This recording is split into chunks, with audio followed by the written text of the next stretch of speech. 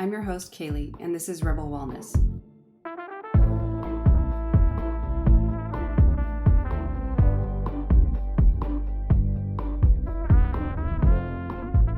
Hello. Welcome to the show. This is your host, Kaileigh, also known as Coach Kailes. So I am a longtime fitness professional, wellness coach, and multi-certified nutritionist out here on the beautiful West Coast. Well, it's been a little bit not so beautiful lately, but it's about to be super freaking beautiful because it's been raining so much. We're actually going to get some serious flowerage. So I'm very excited for that, except for the allergies, which are already killing me. So I might regret saying that. So if you are new here, welcome to the podcast. This is Rebel Wellness, and it's a space for women around the world who desire a well-rounded understanding over their personal health and who want to fight the noise of today's diet culture because they want to access their best health, strength, and just life altogether. Us rebels don't stand in line. We ask questions. We find out what actually works for us. So nourishing our minds, bodies, and souls truly matters to us. And that's what I hope you find through these conversations I have with you on this podcast. It is now April, and it's kind of a month that is about growth in various ways. As we head into the April series, I decided that I wanted to pick kind of one word for this month because of spring, but also because it's like a gigantic visual metaphor for coming out of challenges like a cold, stormy winter and blossoming into an extraordinary new form, something completely unlike what was previously here several months ago. In a lot of places, like the Pacific Northwest where I used to live, it still kind of looks like that. But April is kind of just the national solstice change for spring. Thus, I wanted to make this entire month about growth for a lot of different reasons. Anything from today, we're going to actually talk more about personal growth, but I also want to kind of bring into growth from the fitness side as well as nutrition topics. So April is going to be a fun month in the sense of an underlying theme of growth. So I hope you enjoy it. I also figured what is more related to this than kicking off the month with some key moments of my own personal life story and what challenged me to grow the most. I'm going to actually share in today's episode all about some of the pivotal moments in my life that really challenged me to kind of go outer body and grow to new levels that I had never expected before. So let's dive into all the bits that make me. Maybe not all the bits, but as much of the meat and potatoes as possible.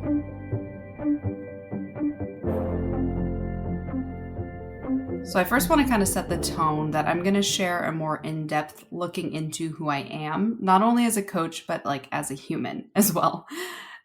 It was a really long, bumpy road getting to where I am now, and I still have so much I continue to grow through, learn, improve, savor, experience, etc. But I'm super grateful for my journey thus far. I'm very proud of myself for how much I challenged all these different kind of stereotypical scenarios in my life that I made the really unsexy, uncomfortable decision that ended up compounding to get me to where I am now. I don't have a perfect life, and I'm not at where I really, truly desire to be. But at the same time, I think it's really important for a lot of us to recognize how much we've gone through, where we're at now, the person we are, how many different ways we've grown and changed over the years and became this different, robust, beautiful version of ourselves, hopefully. And if you don't feel like that resonates with you, just know that holding on to shame or not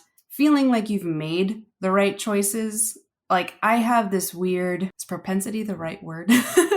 To always kind of do the not popular thing. Not to be a hipster about it, more in the sense that when other kids wanted to do something sketchy in elementary school, it's very easy for me to be confident and self-aware to say I'm good, I'm not going to do that, and not really worry about other kids' opinions of me for not assimilating. I know this isn't the case for everyone, and I really want to set the tone that I just want to encourage you to hopefully learn more about me, understand me a little bit more as your host, as your coach, if you're my client listening right now, and just know that we all have our own different journeys. What you choose to do with the knowledge or experience I share with you today is up to you, but I hope that it's all positive. So as much as I love to give the full backstory on my upbringing and story altogether, I'm going to kind of keep most of my life story condensed so that I can talk a little bit more about the specific moments in my life that were kind of pivotal for me.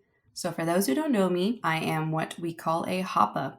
So I am half Caucasian and half Pacific Islander and Asian. When I was born, I was literally so different looking than my mother. My mother is like blonde hair, blue-eyed, freckles, very fair skin. Totally looks nothing like me, which I mean is very common, especially nowadays. There's so many of us Hapas, especially like the half Asian, half white. But back in the early 90s, it was still kind of less common, even to the extent that one time when my mom was shopping, a lady at Nordstrom's, I believe, a lady came up to her and was like, "Oh, that's so good of you. You adopted." And she's like, "These are my daughters." Because my sister and I looked like, and I have a sister, I have an older sister. Shout out to Alana. Hello. That we just look so like violently Asian, especially as babies. I think we only look less Asian as adults because we use like makeup now, like to accent our features more. I don't really know. But anyways, that was a little backstory on how I am the way I am or what I look like. I'm Filipino Japanese dominantly, with mixtures of Pacific Islander in there on my dad's side, and my mother's side, German Norwegian, dominantly. And I don't have a ton of features from my mom. But anyways, getting away from that side, I have to like answer that question constantly because everybody's like, "What are you?" ? Like constantly. So that is what I am. I identify though more with my father and my father's family. And this is simply because, quite honestly, when I was younger, my biological mother got into substances, in particular methamphetamine, cocaine, and then methamphetamine, and probably other things too, but that's all I really know at the moment. But she got into hard drugs, and it essentially completely pulled her away from us. My dad got full custody to take care of us, and like from I was the age of 3, I believe, I just basically was with him and my grandmother, my dad's mom, and my grandfather, my dad's dad, pretty much all of my young life. I mean, my whole life in general. I would see my Caucasian side of my family on holidays. For a little while, I would see my mother, but then she was completely absent for a large majority of my life. It's not really uncomfortable for me to talk about anymore because I've had to do a ton of healing and growing about it. But it is something that shaped me, and really, I think it's a lot to do with why a lot of people are like, "Oh, you're so mature for your age." And I'm like, yeah, unfortunately, I think it's because I was one of those little trauma children that had to grow up too fast, too soon. But not in a bad way, though, because I absolutely love my dad and my dad's family. Like, I can't imagine having life any other way, really. Like, growing up, we weren't always the perfect communicators or things like that. But especially with my grandmother and my nanny, the person that everybody knows was a huge reason that brought me back to California. A lot of who I am today basically is because of them, because they had shown me what a lot of unconditional love, how to have grit, how to kind of be resilient, all of that came from them. And I literally wouldn't have it any other way. A lot of people will ask me what side do I identify with? And in most of my life with my upbringing, especially because my dad was never really exclusive to my mother's side of the family, I would say that in my head, it was just like I existed as I was. I've always been a half kid, like a halfie. And I guess because I was raised by the Asian side of my family, and spent a lot of time with the extended Filipino side of my family. I just default to my Asian side being my identity because it's pretty much all I've ever known and what I've been around. But my family did a really great job of exposing me to a lot of different cultures and, everything like that. So in my mind, I didn't feel like only Asians were my people, if that makes sense. I don't know if I had an interesting upbringing by being a half and half, that like I was kind of included in multiple groups, I guess. So that's my own personal experience in that kind of setting, but that's my general upbringing. I was mostly raised by my grandmother and my father. My grandfather, this is kind of a good segue into the next part. My grandfather passed when I was about to start fourth grade. I remember because I will literally never forget it happening, I think the day before fourth grade was going to start. And I don't know if it was like a part of me not really understanding the gravity of him passing. I was, fourth grade would be like 6 or 7, maybe 8. And I just remember being so distracted, like I think I tried to distract myself by like school and the excitement of, first day of school, got my new shoes, got my new backpack. I wanted to rock it, wanted to see all my friends. It didn't settle for me that he had passed and like what it meant for my family until probably like 4 or 5 years later. I mean, obviously it was impactful because everything changed in our day-to-day life, but I didn't work on it or experience the growth and such that came from losing somebody so close to me and my family until like later in life, easily in middle school and high school when I started to become a little more like emotionally intelligent, I guess. But he passed from type 2 diabetes and he was a chef. I learned a lot of my love for cooking from him. And I remember hearing like my grandmother and my dad and like everybody always being like, can you just get a hang on yourself with your food? Like yada, yada. And as an adult and a nutritionist, now I understand that he actually had an eating disorder, more in the sense that he just couldn't stop eating comfort foods, and to not really put his background and life story on public display here. Something never was resolved for him in his life. And I think observationally as an adult, I understand it now that was so much that he couldn't like control himself with food, so to speak. But that meant that he got type 2 diabetes, couldn't get it under control, and passed early when I was young, when I was in fourth grade. As I got older, I started to realize how it impacted me. And I understood that I started hearing more about how you can prevent diabetes from happening if you just keep your lifestyle in check. And it made me really frustrated and angry at first because I was just like, why wouldn't he just stop eating bad? All those different things. And then I later came to the understanding that my personal opinion, everything in life happens for a reason. And I don't really feel like it was something that I can be mad at him for. And so for me, I just understood that was the case for what he knew and how he felt and like the tools he had in his mental health toolkit of understanding like what was more important. And it wasn't really about he didn't love us or it wasn't worth it, Same kind of thing that I used to juggle with my biological mom, because a long period of time I was pissed off because I was just like, why can't she just stop doing the drugs? Why wouldn't she want to be a mom to us? All that kind of stuff. And then I later, like in college, did a project on narcotics and discovered that it's not quite so easy to come off methamphetamines, especially after just the second time doing it. So understanding the science behind it helped me understand that these people that get addicted to these substances are really fighting their own physiology, changing the moment they do it. It's not like, I'm just going to casually do meth, And so anyways, food is a drug too. And this is where my grandfather, unfortunately, was a victim to it. And I tell this part of the story because it honestly was the main reason I got into being a nutritionist and health coach and going to get my degree in nutrition and fitness.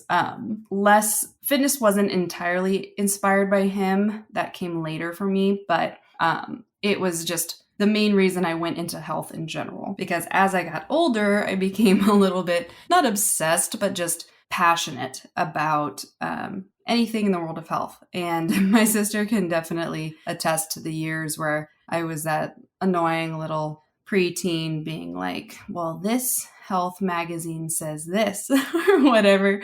And just those were times where I was starting to learn that I loved researching and understanding things, but I did not understand yet that sources matter. But those were good times. So kind of finishing out that timeline to where I am now, essentially after high school, I went to junior college to get a 2-year degree to start off and transfer, because I knew that undergrad classes are going to be the same essentially almost everywhere, at least for my major. And I wanted to save money. And it was and still is extremely expensive to move out in the Bay Area. I was born and raised in south of San Jose area in California. And it was nearly impossible for you to move out on your own, especially if like you just graduated high school and went into college in those like 2010s, which is when I was going to college. So it just made sense for me to live with my parents for the first few years and just complete a lot of my undergrad courses somewhere that was way more affordable than what a lot of my friends were spending at big 4 years. So easy for me to make that decision. And it was also nice because I got to kind of really narrow down exactly what I wanted to do. Because at first I was thinking I'd just go for business.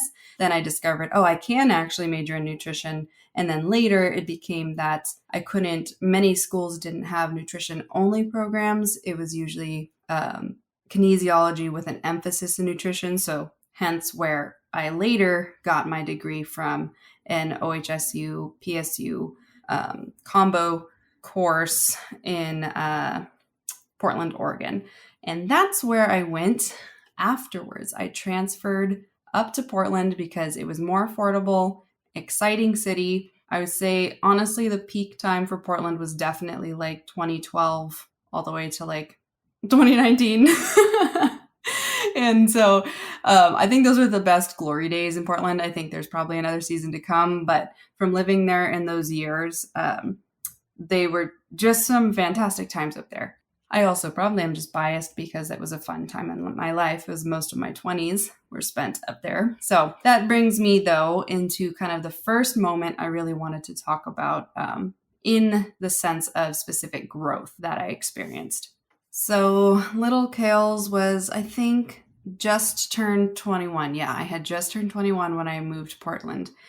Something important to note, actually, before I get into this was my dual passion in life is culinary. I love everything about food. True food, not I put a piece of cake on my milkshake kind of foodie.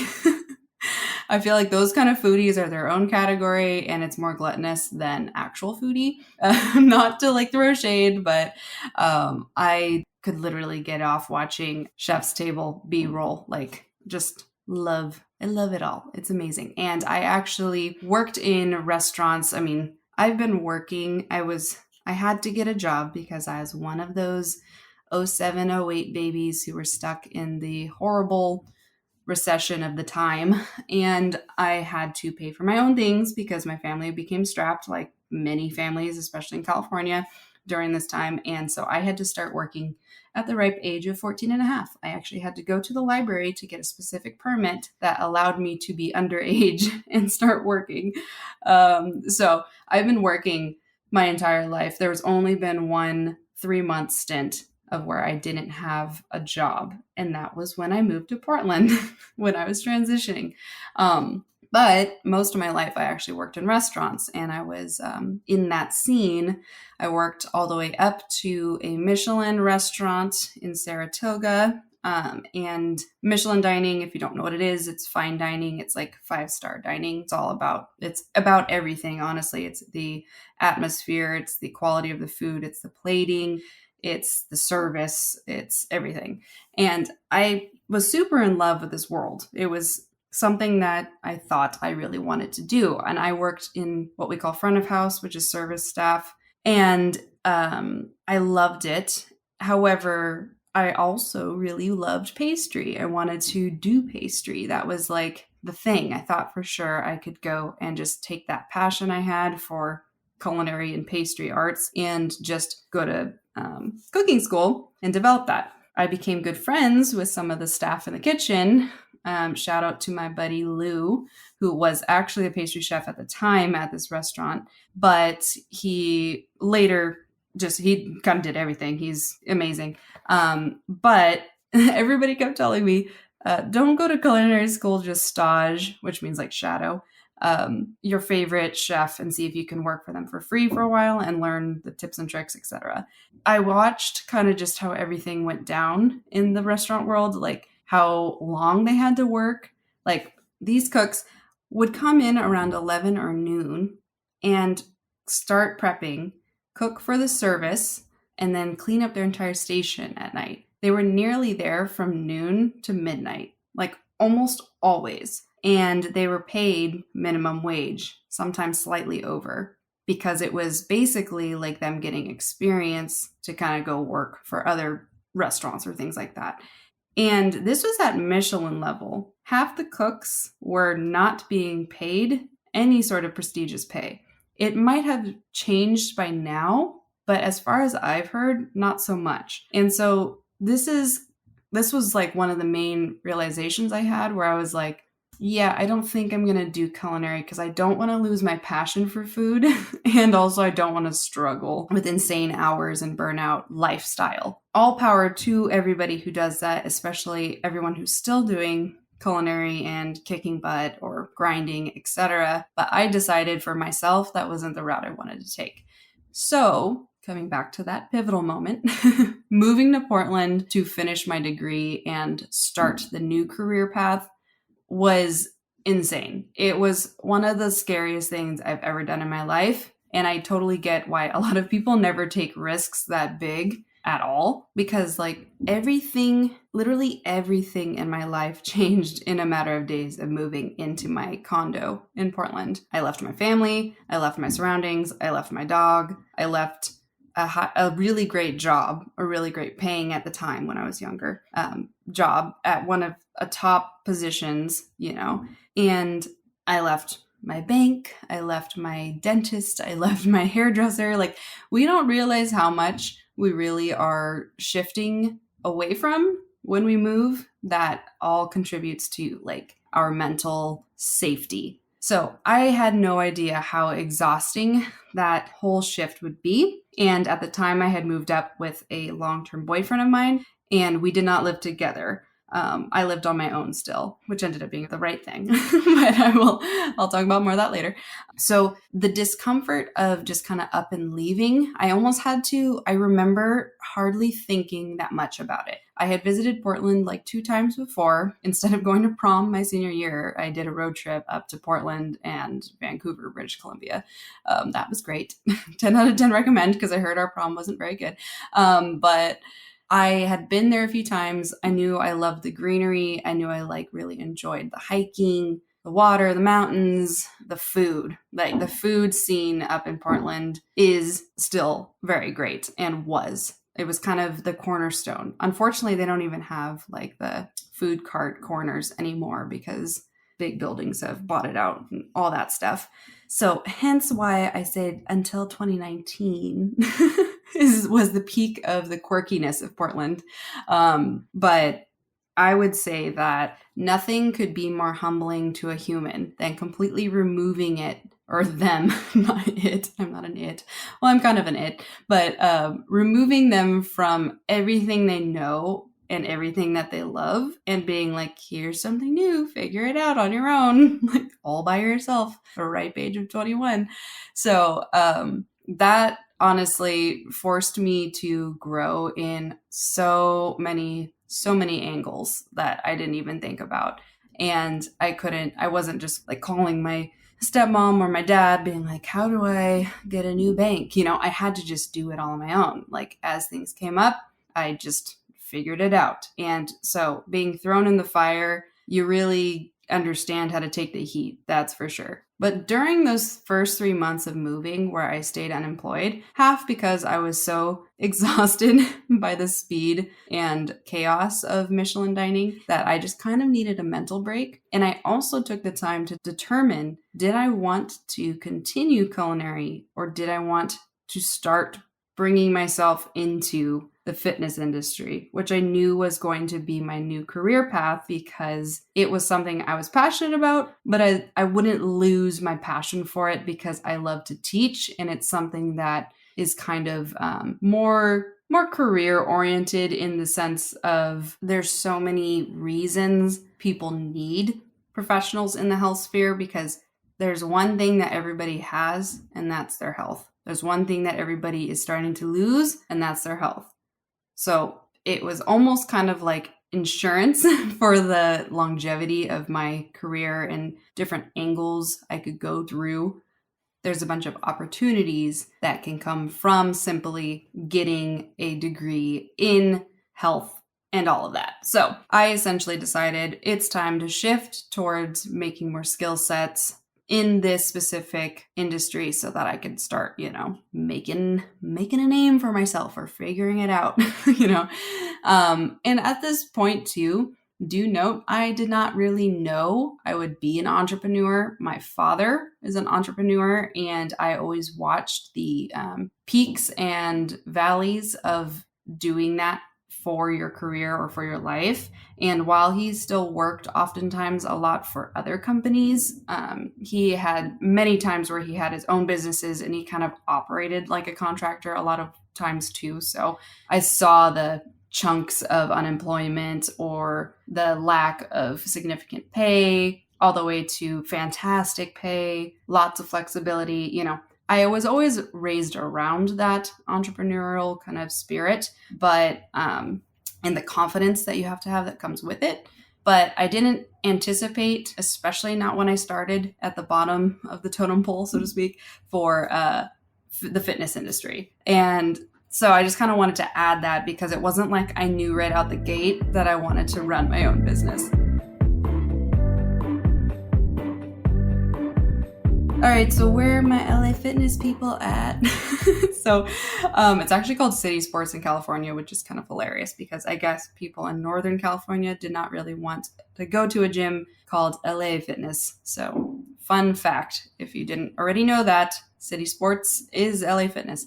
But so I decided to completely humble myself and start from the bottom and work at LA Fitness because my resume had nothing to do with the fitness industry. And I knew I needed to get my foot in the door to start learning and see, is this actually something I wanted to do?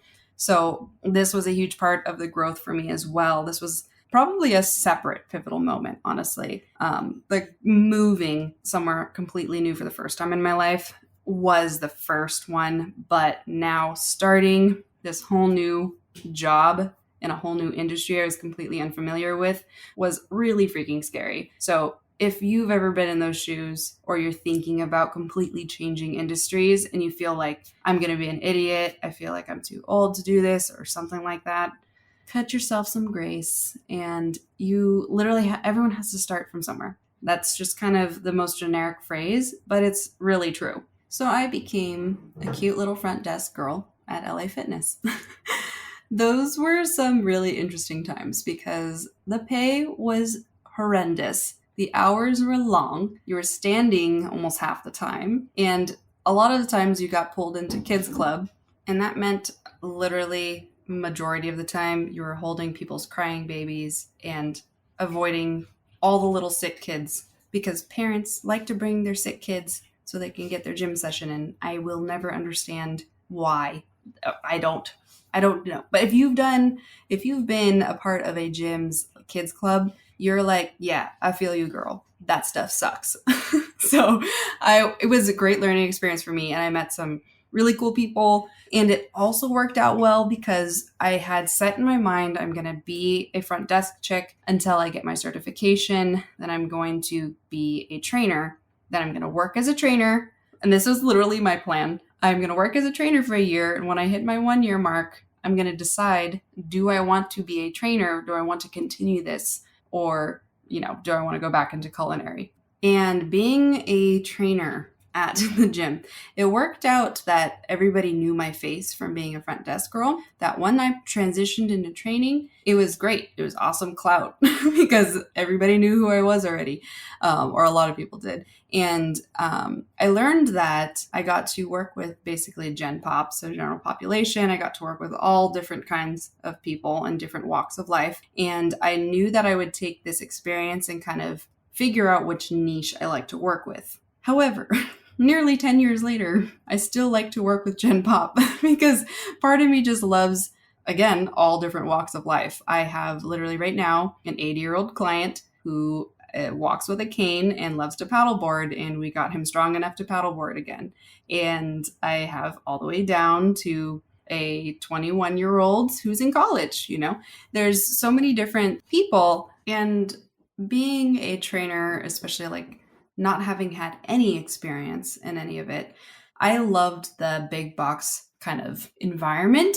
And that's the only time I'll ever say that, is just because you do get the opportunity to be exposed to a ton of different people. So if you are somebody who's like thinking about figuring out, do you want to train? Do you want to, any of that stuff, and figuring out a niche, I would say that LA Fitness, 24-hour fitness, etc., definitely does the job. And it also teaches you whether or not you can handle complicated personality types and things like that. But I truly loved the people I got to meet while I worked at LA Fitness, and I made one of my best friends there, and shout out to Isaac. And I met a lot of other great people that I'm still very good friends with today. And some of them went off to continue being also fantastic trainers, professional trainers, and others just kind of filtered out into life and did other things. But with all of that mentioned, I reminisce on this moment because once I hit that 1 year mark, that I was like, okay, I'm not staying here longer than that, because again, the pay is horrid.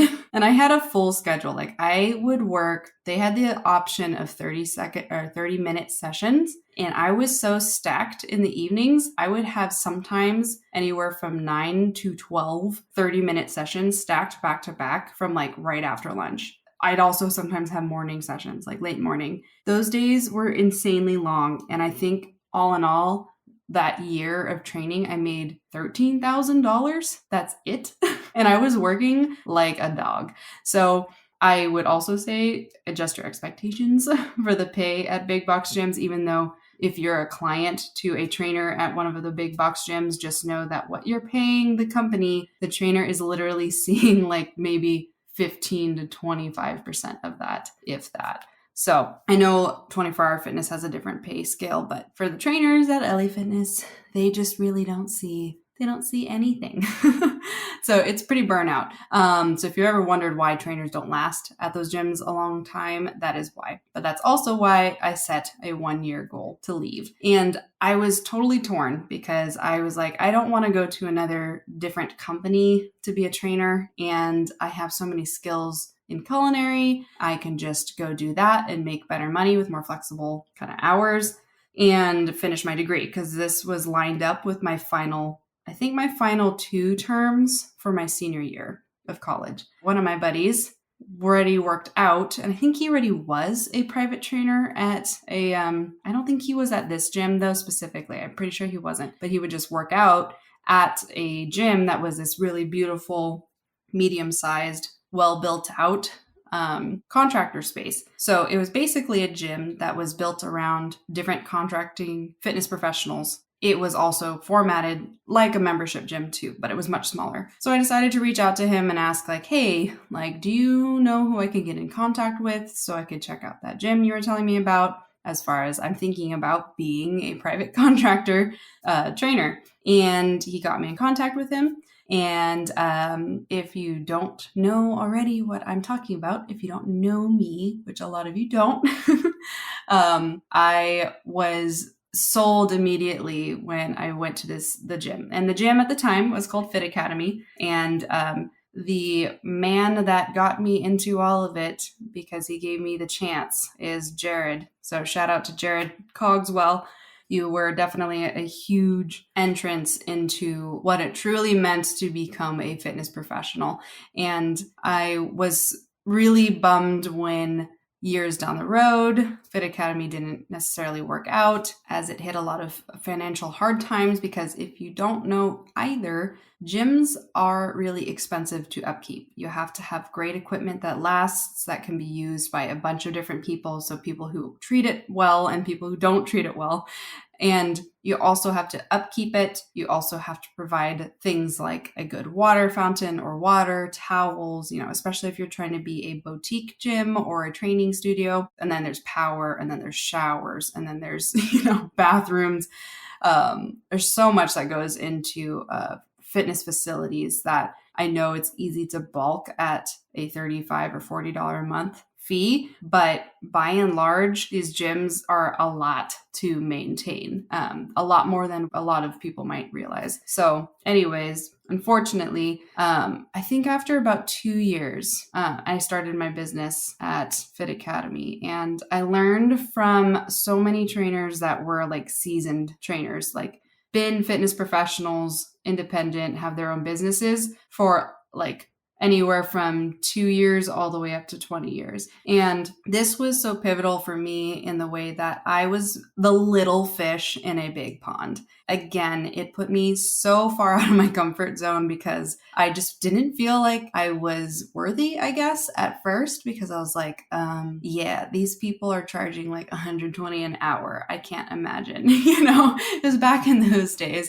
And, but it forced me to kind of call myself out on my own bullshit and realize that, like, look, if you want to do this for your life and a career, you're going to have to give it your all. You're going to have to level up. You're going to have to actually do the adult things. You can't just kind of write everybody's monthly fees down in your planner every day and try to keep track of things. Like, you have to do spreadsheets, you have to do taxes differently, you have to become an LLC, so many different things. And I would say I think Fit Academy is one of my most fondest times in my training kind of journey while I was up in Portland, Oregon, because it was where I met some of my lifelong closest friends and at times business partner. Shout out to Sasha. You're going to hear from her on the podcast in the future, near future, and so many other amazing people that I just am so glad to have met them through that. All the different experiences that I had to come to terms with my own shortcomings and learn how to be better,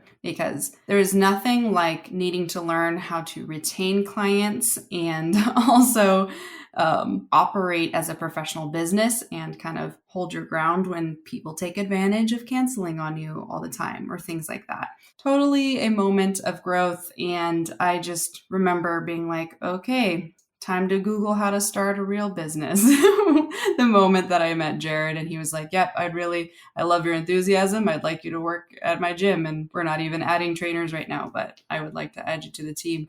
And so that was a great time that it was very scary. It was very scary in the moment, but it all worked out. And it literally was the main reason that I am where I am today. The part about Fit Academy closing is kind of another moment of growth.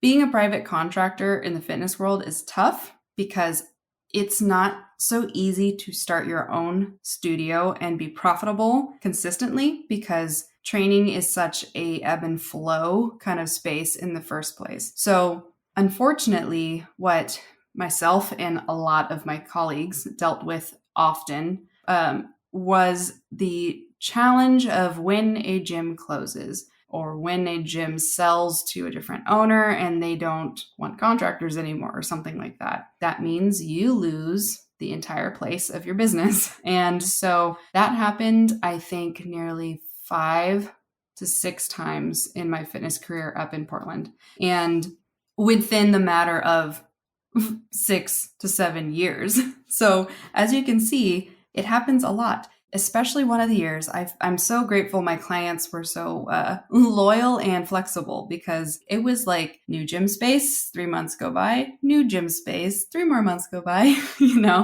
that it's so tough because you deal with so many different personalities. People who own gyms, they're pretty tight-lipped about what's really going on. And unfortunately, they just kind of sandbag their contractors when they decide to close. That has happened basically every single time at majority of the fitness studios I've worked at, if I didn't already leave on my own. If you are somebody who is thinking about becoming a private contractor for any industry, just understand there is so much fluidity that comes with it. And this was a huge moment of growth for me because it showed how much resilience I had, like having to be on my toes constantly about where can I still take care of my clients, where is safe enough for them to go and not as far out of the way to kind of protect this time that we always carve out to have to focus on their health. You know what I mean?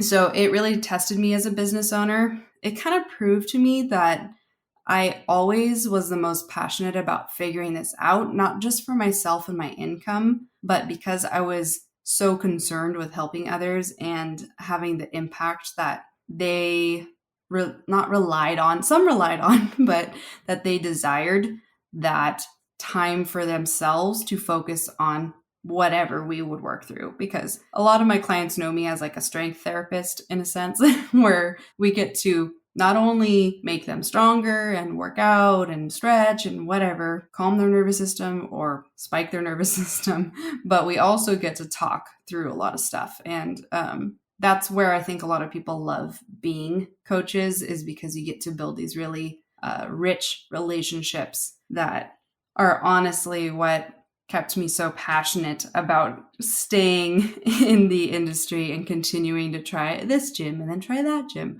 But it really is important to know that no matter what obstacles are going to be in your way, if you are passionate enough and you have enough grit, you'll be able to figure something out and find a solution and keep moving forward. And oftentimes do better than you ever were doing before. And that's really what happened for me, is it kept leveling me up from a spiritual level and as a business owner, because it really taught me that I'm the common denominator for all of it. I can take care of anything. I just have to figure out how to be flexible and kind of bend with the waves. Okay, now kind of coming into like the final bit of moments of growth that I experienced that I kind of have marked in my mind as really significant to talk about is when I moved up to Portland. Like I had mentioned before, I was in a very long-term relationship. It was pretty serious, and it was always one of those kind of relationships where it felt like everybody externally loved us together so much that it felt like we both individually and together felt like we just needed to make it happen, even though both of us were growing apart and going in different directions. When we finally broke up, I would say, I think it was roughly 2 years after moving to Portland, I was like, this whole kind of comfort umbilical cord was cut, because he was a few years older than me. He was kind of in a different maturity zone as far as like what jobs he had and, all the different stuff. And he also took on a lot of things where he would always want to pay for the dinners, all this kind of stuff. And while I still paid for several of my own things, I didn't realize how much I relied on him and kind of didn't take the time to build a good fallback until it was over. And not in the way where I was relying on him financially insanely, but more that I just neglected understanding where I currently stood and didn't really prepare for all of that. So when we finally broke up, I was also towards the end of finishing college, which was then deciding, do I go all in on my business as an entrepreneur full-time, or do I go try to find a job with somebody else?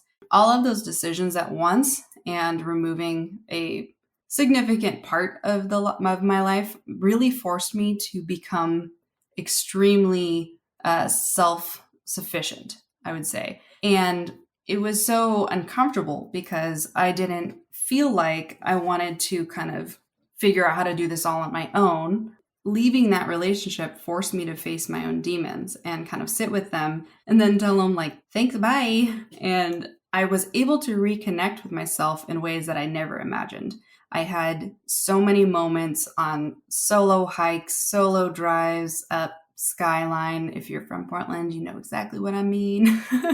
And just tons of different experiences that really made me stand on my own. I became extremely independent. I learned how to manage my money better. I learned what I needed to take care of myself. And honestly, like the beautiful thing about being single, and it was fortunate that I only had my own place. The beautiful thing is really just the fact that you get to learn how to do everything that you need to live on your own. And that might sound kind of like obvious, but a lot of people never get to experience like not having somebody else there to kind of like take over other responsibilities or things like that. And when you have to do all of those responsibilities and all of those different things on your own, it's so different. And you get to kind of also learn how to like self-soothe in a way where like you understand how to manage your own emotions when you get space to process them on your own. So like you come home from work and it's just you, you know? I don't know. It was a really great experience for changing my perspective on my own life, what I really wanted, various relationships I was in after that. And just having the space to like be alone with myself was profound. So I highly recommend that, especially if you're in a position where either you're in a toxic relationship you need to get out of, or you are in a scenario where you're not sure where you're going to go for your next kind of chapter in life and you're single and you just need some time to kind of just do your own thing. I say take the time to do your thing. Get to know yourself. Name your demons, like, and make sure that you kind of move away from it and this, or like let it go and cleanse. Because through all of these moments, like including this long-term relationship that ended and all these different moves and humbling experiences, starting from the bottom again, all these different moments reinforce the fact that no matter where you go in life and what you choose to do, the only person you ever have to worry about caring about what you do is yourself. Because we walk into life by ourselves, we're going to walk out of life by ourselves.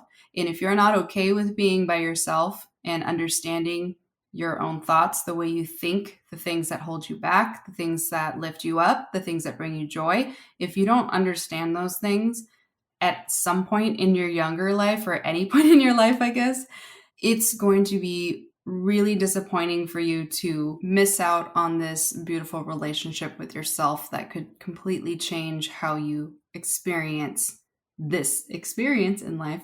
And you might find that you might just be living your life for other people too much, you know? And so I really hope that if you're listening still, you get to a point where you can be okay with being alone, be okay with sitting in a restaurant eating by yourself, you know, all these things that are really uncomfy, especially societally, and get comfy with it because it's going to change your life for the better. All right, so as we come to the end of this episode, I just want to remind you that, for one thing, you're not alone. Whatever struggles you're facing, know that all the strength you wish for, you already possess. You just have to step into that discomfort with the reassurance that you will be okay and everything will work out as it's supposed to. If you haven't already, I challenge you to take the risk that you've been kind of thinking about maybe in the back of your head while listening to this podcast, or at any point in the last several months. If you keep thinking of something that excites you, but scares you in like a healthy way, I challenge you to go take that risk. Maybe you need to actually use your sick or vacation days. Please go use them. Please go enjoy yourself. Go see something new. Go do something crazy. You know what I mean? Or maybe it's time you get off social media and like for a serious chunk and reconnect with yourself for once. But whatever you do, I urge you to not fear growth and don't fear the choices that you know deep down are going to support your best life just for those tiny fleeting moments of comfort. I wish I could go on and on about more moments in my life that I reflect fondly upon, but for now, I'm just going to keep it right here because we're just right about an hour, and that's perfect. I hope this episode has shown you the power of resilience and the importance of passion in our lives, and let's continue to lift each other up, to listen with empathy and kindness, and to never forget the strength that comes from facing our challenges with an open heart. If this episode inspired you, please share or review. It means the world to us, your support and feedback. Thank you for being a rebel, and until next time, take care of yourselves and step into this growth season with some new strength. I'll catch you next Sunday on another episode of Rebel Wellness.